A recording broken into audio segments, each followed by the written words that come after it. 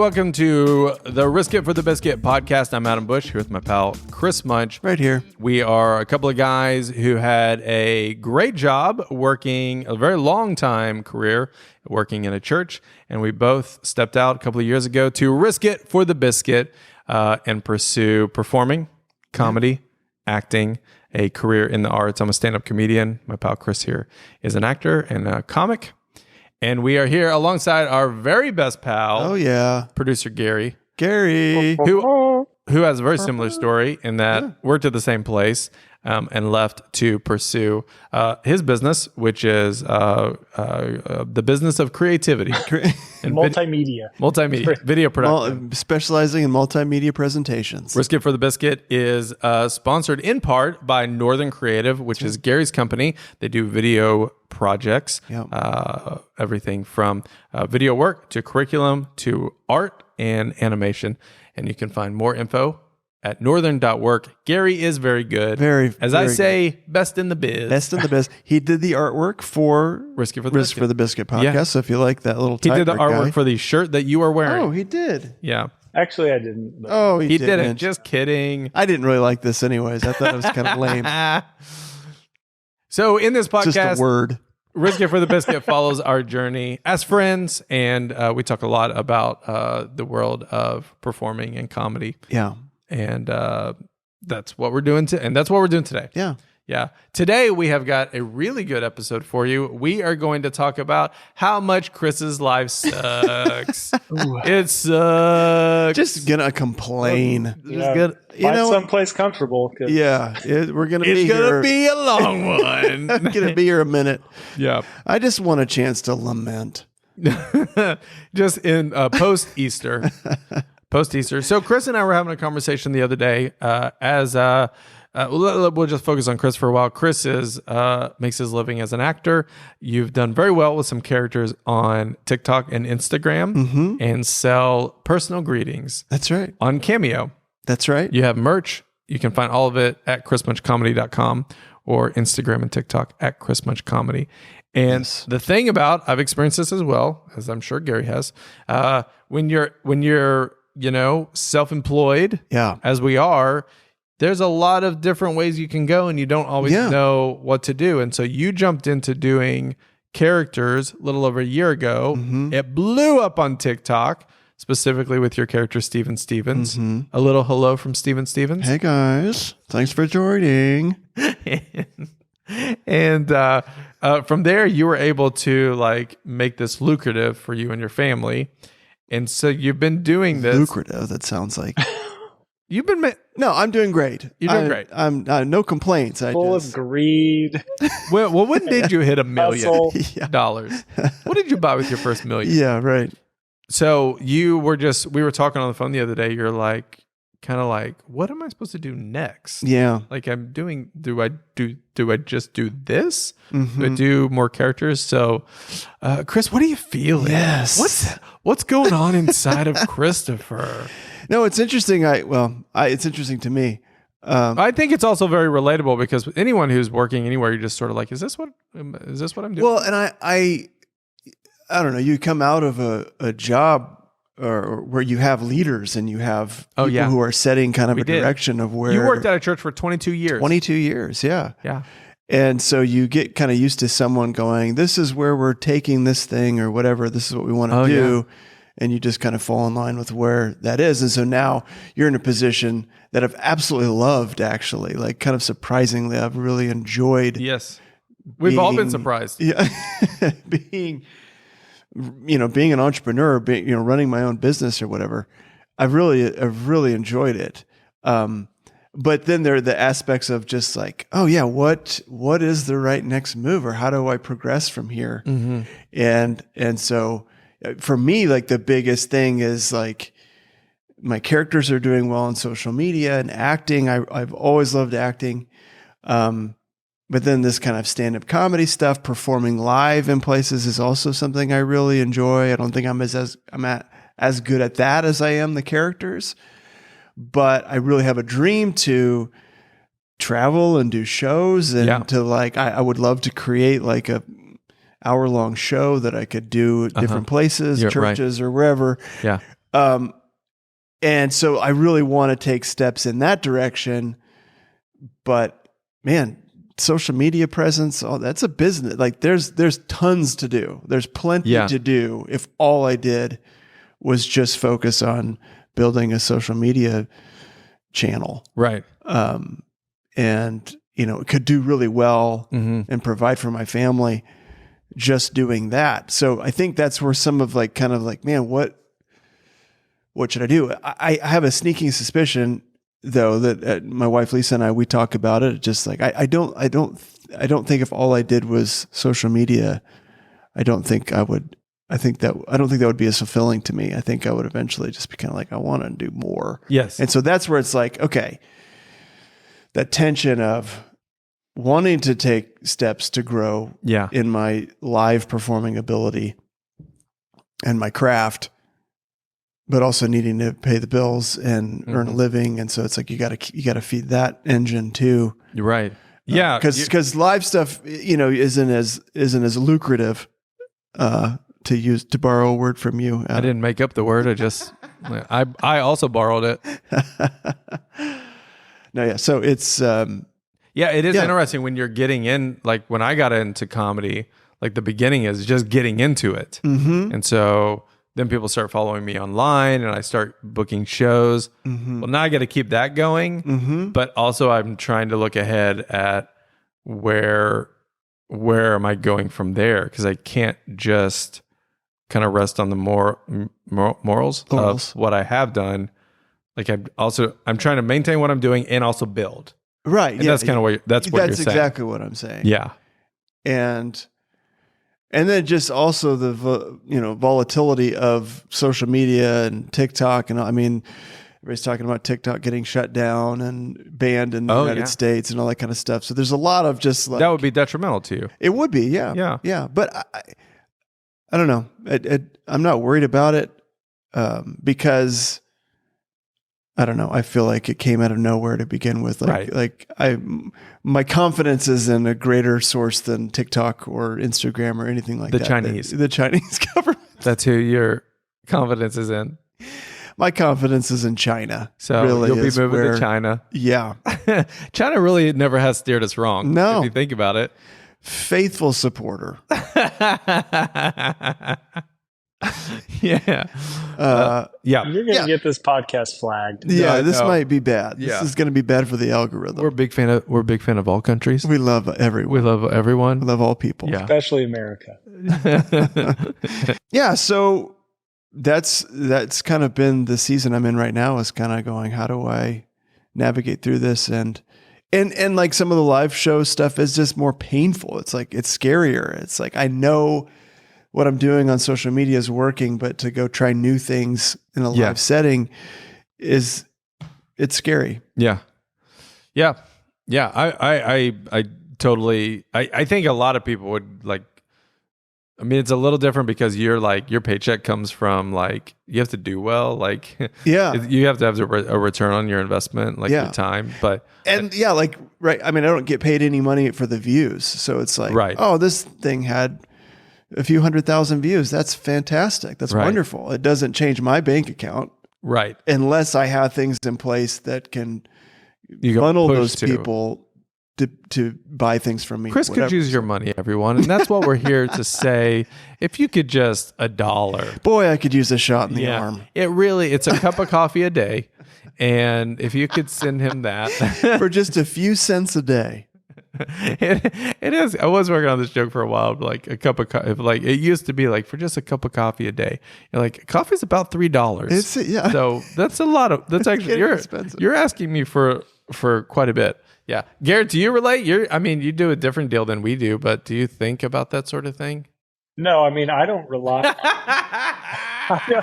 I don't. No. Okay, social media. I don't rely on any converting followers or plays or any of that stuff, but I do go, I'm doing this now. This is working right now. Yeah. But one, do I want to be doing this exact thing in 5 years? Totally. Or video 10 years? Video production. Do I want to be sitting in the seat animating, designing, or editing? Yeah. Or on set somewhere filming, like being the person that's, got his butt in the seat or hand on the camera or whatever. Mm-hmm. And I think about what's next. Like, how do I let somebody else kind of do that? Like, the future isn't me continuing to do all this. It's helping others do it. Yeah. That's what you want. So that's where that's my next step is like, how do I empower others to do what I'm doing well and give them a kind of a platform to move on to whatever their next thing is. All the while working on the video project that you currently have to do. Yeah. Right. Exactly. Yeah. Finding the time to prioritize your future and not just the moment. Yeah. You know, I like to say it's called working on your business, not working in your business. Come on. Yeah, which our friend, Jordan Smith, he's a dentist and doesn't work on Fridays. And it's simply for that reason. It's like, he works on Friday, but their business, the dentist office is closed on Fridays. Yeah, he's not because doing dental he's working work on it, not in it. Are you thinking about doing that? I thought about how can I do that? Is that a daily thing or is it It seems more effective to do it a day, like take a huge chunk of time to do it, rather than like I'm not going to prioritize my morning. Right. I feel like my schedule is I feel like I spend a lot of time working on the business, the actual work of the business. The performing, it doesn't really take that long in the grand scheme of things, but I guess it's more like planning and like. No, I think you're right. I had a friend who was a working actor, and she had several commercials that were national and did really well. Yeah, I've mentioned this before, but Colleen Ryan, and she said, I act like 5 days a year. Yeah, right. Yeah, that sounds terrible. Yeah, I don't. But you know what sounds awesome is the paycheck. But I love performing so much. Yeah. Like if you were like, Diana would disagree, but if you're like, I'll give you $1,000 to do one show, or you can do 20 for free, I'd be like, I kind of want to do the 20 because I just love performing. Yeah. So I'm just a purist. Yeah, you're just like an artist. You're just like granular. I just want to get on that stage. You just like want to get your hands dirty, like in the craft. You know what I mean? I think he just wants the attention. Yeah, I mean, what if the audience was the same amount of people? Same amount of people, or the exact same people? The same amount. Like you're going to perform in front of 20,000 people over 20 shows, or 20,000 people in one show. Ooh, I'd want to do the bulk, the bunch of the longer. I say, why not both? No, hey, there you go. Why not both? Yeah. We did a parent-teacher conference with our 4-year-old, and the teacher said, one thing we've noticed about Luna is that if she's not getting attention, she will just accidentally, I'm doing air quotes, fall out of her chair and go, whoops. And I just go, oh, well, her dad's a stand-up comedian, so I think it's going to be a long road for her. Yup, I fell. Did anyone see that? So typically a teacher, I think the thought in that situation is she's not getting enough attention at home. Ooh. Oh, shoot. But so wow. Was there any truth to that, or is that just her personality? I think maybe she gets too much attention. Honestly, because the girl gets a lot of. I mean, it's backfired. Yeah, you need to be okay with not having everybody's attention all the time. Yeah. That's what I think. I mean, you guys tell me if I'm wrong. I don't know. You've been gone on a lot of shows. I have been gone on a lot of shows. Well, I mean, how often does she do that? Like at school? I mean, she's not causing. I guess she's being disruptive, not bullying another kid. True. She said the teacher said specifically she does it when a new person is around. Oh, wow. I relate to that. So a new teacher comes in, maybe a new aide. He's not getting all the attention. Whoops. That's so interesting. I feel myself being more tempted to call attention to myself when I'm around new people. Oh, yeah. Me too. Yeah. As in you're trying to earn their approval, like I'm trying to make them like me or something. Yeah, absolutely. Yeah. I also with Luna, if you know Luna, like she's just She's just kind of amazing. Yeah, and it has nothing to do with her parenting as much as just she's a gift from God. She's incredibly extroverted and she's very cute. And so she just gets a lot of attention every time we go out for Dadder Days, and every time just a barrage of people just go, "Oh, that outfit is so cute. Di dresses her really well."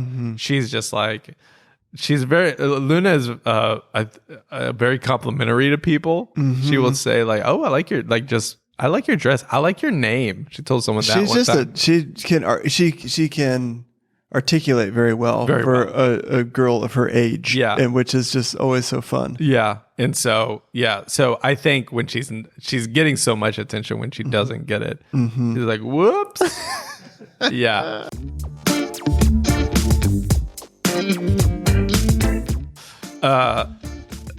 Not to tell behind the scenes, but we have technically already recorded this episode of the podcast, but we had a little technical glitch, which never happens. We run a tight ship here. We do run a tight ship. That doesn't happen. But one of our cameras went down, and so we couldn't post the episode. So we're re-filming it now. And when we were talking about your like dilemma of like, what do I do next? You were really like looking at, I want to do a stage show. Like I want to do, like, would you say it's a one-man show or just I want to do a show? I mean, yeah, probably more like I'm open to having other people in it.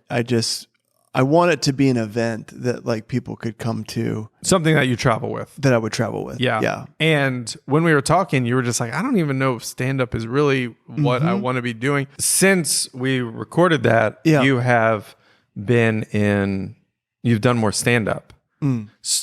So what are you thinking? Are you still kind of thinking like, is stand-up the way I get there, or is it something else, or what is it? I still feel like I need to do more stand-up, I think, as just an exercise in getting over myself. Yeah. Like getting out of my own head. Yeah. And going, I think I need to bomb more. Like I really do. Like I think I need to get in some more situations where I'm just... Well, you're on the right path. Hey-o. Oh, I need to just be...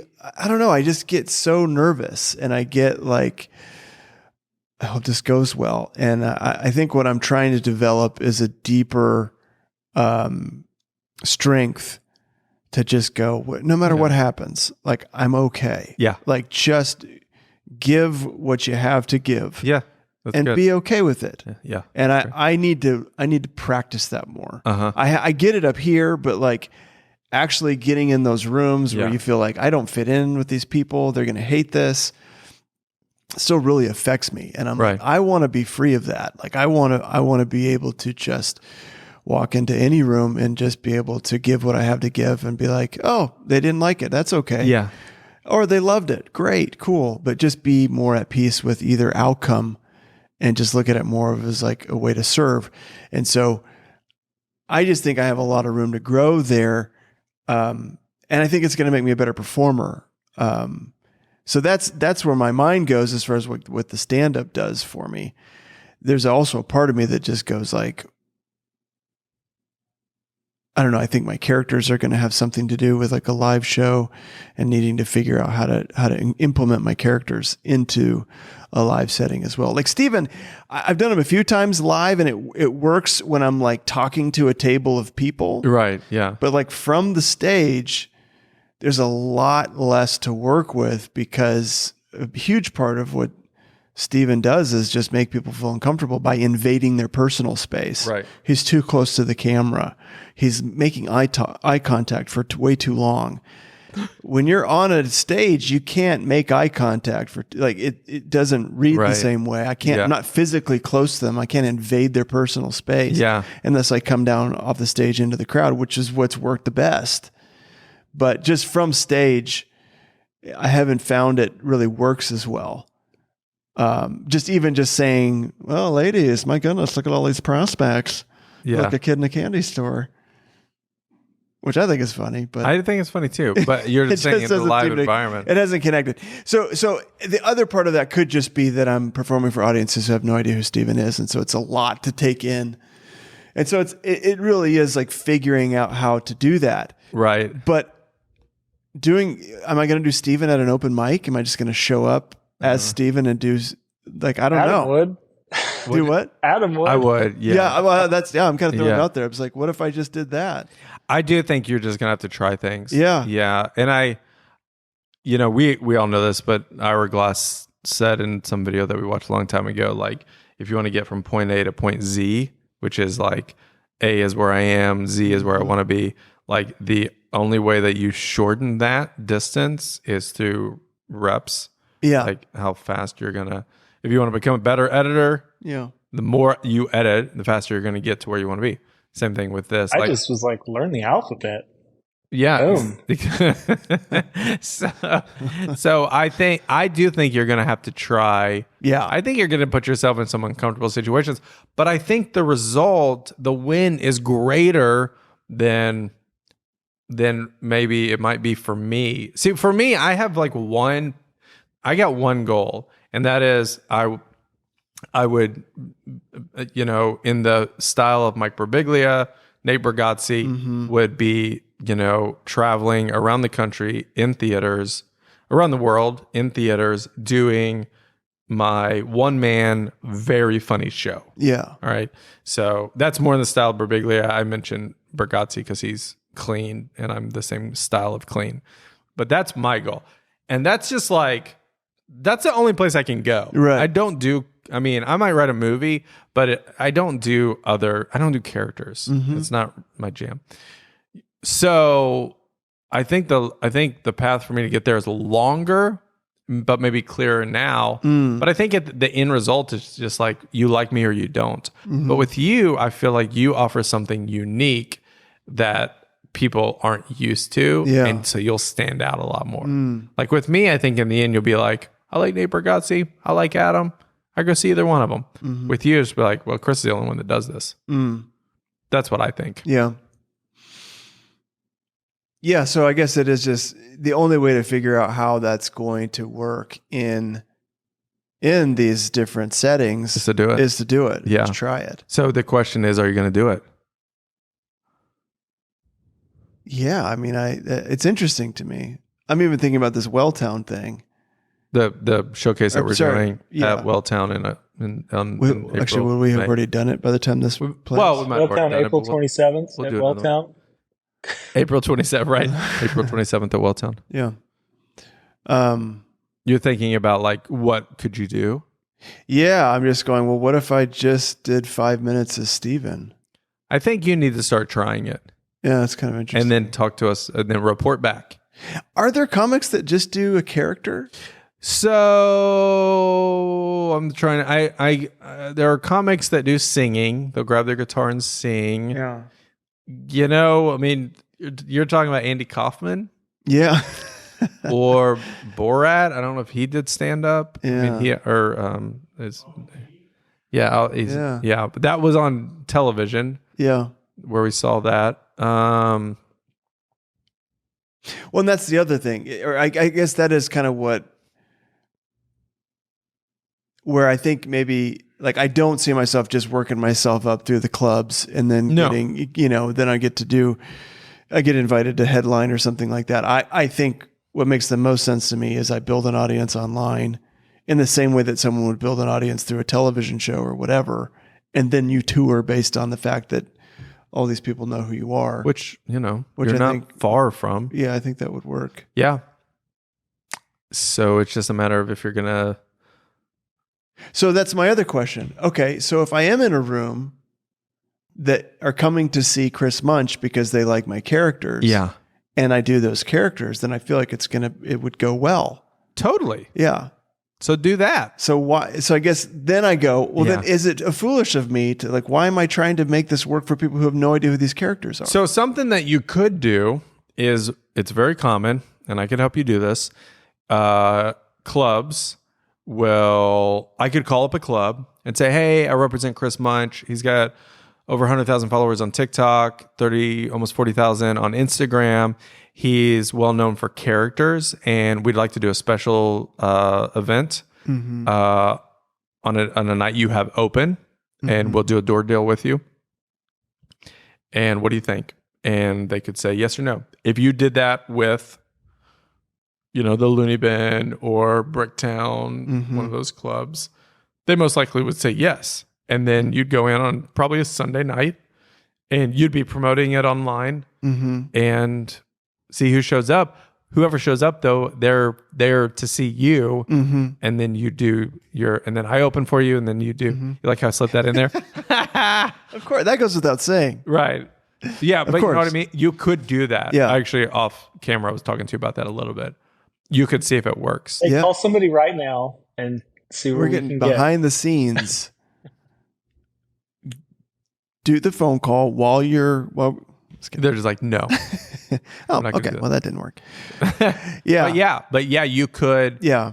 And honestly, I don't see why a club would say no, because there's just money to be made there. Yeah. We should probably do that. I think, Chris, another thing you could do is just go to a club as a patron. Just go and watch a con. To see to a bar, see how it could work. Just put yourself in these environments. Yeah. And you go, I belong here. Yeah. Not as a performer. Just you and Lisa. Yeah. Just go out to the club. Listen, I'll tell you, it's a bit of a culture shock. We grew up performing in churches. Yeah. And so when we would go to another church, there's this nice speakers room in the back. Yeah. It's quiet. Nobody knows how to get in there. Yeah. Like sometimes they're under lock and key. And then like now, like I go to a club and I'm hanging out in a room with Kevin Nealon, and like there's a toilet in the same room and it's about 20 by 20. And like the door opens into the room where everybody is watching. Yeah. It's very different. Yeah. Or a lot. I mean, like our club here in town doesn't even have a green room. Yeah. You're just like in the bar, and then you're in the club. In the club. They just have a bistro table. Yeah. Yeah, exactly. Well, I've just not grown up in that world. So I didn't grow up in it. No, I know. That's what I'm saying. Like, think I grew up in the bars? No, but I'm saying that's what you've done a really good job of like getting acclimated to what those environments are like and what works in those environments and what doesn't. I still just feel very much a fish out of water. Yeah, well, I think a big part of that has just been like, I'm a stand-up comic. Yeah. I have to perform in a comedy club. Right. I don't have a choice. Yeah. You have been able to perform at so many corporate events and churches that it's a different, many more than me. Yeah. That it's a different, you haven't had to. And your online presence is just. Right. I mean, right now you could just have an online presence, right? And like that would be almost significant enough. Yeah, I feel like there's a lot of room to grow there, and so yeah, I mean, I feel like if I kept just pushing that, I think, but I do want to do more than that because I want to be with people. Like I just being online. I don't think is the end goal for me. I think I'll be online. Yeah, probably for the rest of my life. But I mean, like, I feel like another step though is to like. I see the future being the three of us traveling with you at the helm. Come on, Gare. You at the helm, doing your show, doing your show that you've prepared. Me opening up for you. Gary hanging with us. Driving the motor coach. Driving the motor coach, selling that fat merch. No, Gary is so good at. Gary'd be producing the whole thing. Producing and doing the feedback and telling us what doesn't work. Yeah, exactly. And what does work and giving us good ideas. Yeah. Yeah. So I see. Yeah. I mean, I think if you want to do that, you're going to have to. You're going to have to risk it for the biscuit. Ooh. Thanks for checking out the podcast, everybody. Hey-o. Yeah. Ooh, that's good. All right. Yeah. Any final words on that? Let's do this thing. Gary, any final words? All right. Hey, we want to give a shout out. Garrett, do you got the shout out for us? Shout out to Andy, Maddie, and Autumn. That's Andy, right. Maddie and Autumn. Yeah. Where Jackson Hole? They're in Jackson, Wyoming. Hole. Wait, it's not called Jackson Hole. No. Jackson, Wyoming. Jackson, Wyoming. Yeah. Yeah. Our friends, the Abads, up there. It's up there, right? Is that right? Yeah, who left us from Tulsa for a better life, more scenic life. I know, it's so beautiful up there. I can't wait to visit them this summer. Yeah. Oh, you're going to visit them? Yeah. We need to, that should be the first show is in Jackson Hole. Oh, I think that'd be a great idea. There we go. Yeah, invite us up to Jackson. They sent us a picture where they were watching Risk It for the Biscuit Pod. Watching on vacation. Look at that. It's true support. True support. Yeah. That's awesome. I mean, I'm glad that we do this on video, but sometimes I'm like, is this the most fun thing to watch? My kids watch it. Yeah. They don't have any kind of biased interest in this. No. If they were just clicking through podcasts, I'm sure they would have picked this one. Obviously. Yeah. Obviously that would make sense. Yeah. So big shout out. Thanks for supporting the pod. And hey, if you ever want us to answer one of your questions, send it in to riskitpod@gmail.com. And we'll, maybe you got a question for Chris or me or Gary. Something that, Yeah. Any questions just about general life? Yeah. If there's finances, need help fixing something. I'm buying some land. Gary knows how to fix a lot of stuff. It's true. But just like a general house. He has not fixed my speaker at my house yet, but I'm waiting for him to come over and fix it. I didn't know anything was wrong with it. Oh yeah, it keeps cutting out. I bought a speaker from Gary and now it doesn't work. It does work. It just every once in a while it cuts out, and every time it cuts out, we go, Gary. I think a speaker cutting out, I think that's called not working. Yeah, that's true. That's a good point. No, it works. It just cuts out. But now we've done it so much that Luna has started doing it. The 4-year-old. Yeah, we'll be watching Gary. Turning Red, and the audio will go out, and she'll go, Gary. But I've also seen it just like her iPad will stop working, and she'll go, Gary.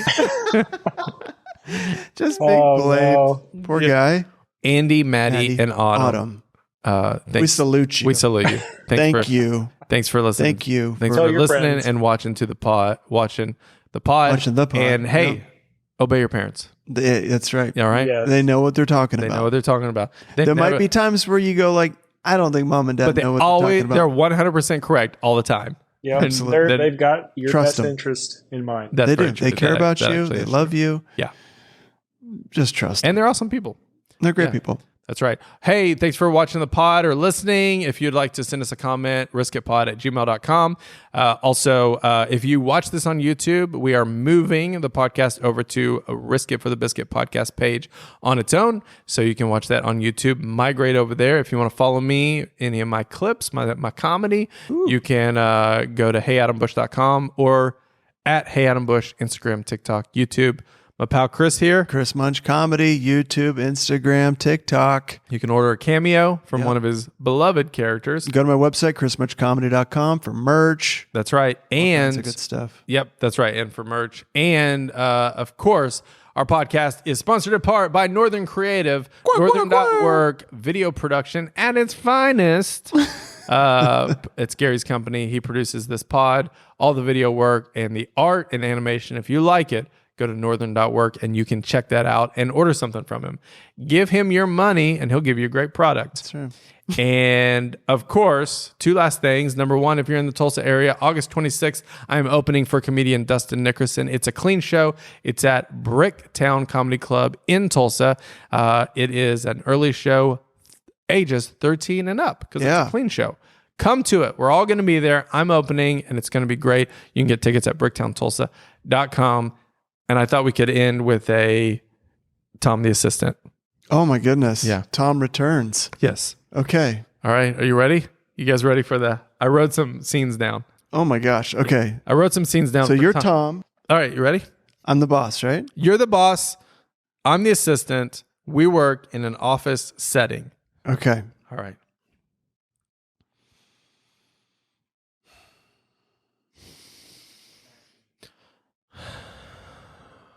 Okay, let's see here.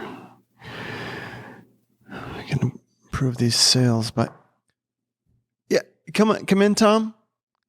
Hey, boss. Hey, your car is here. Fantastic, thank you.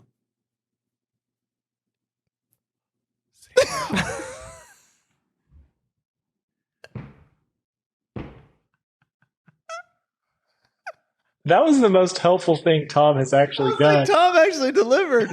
Tom actually came through.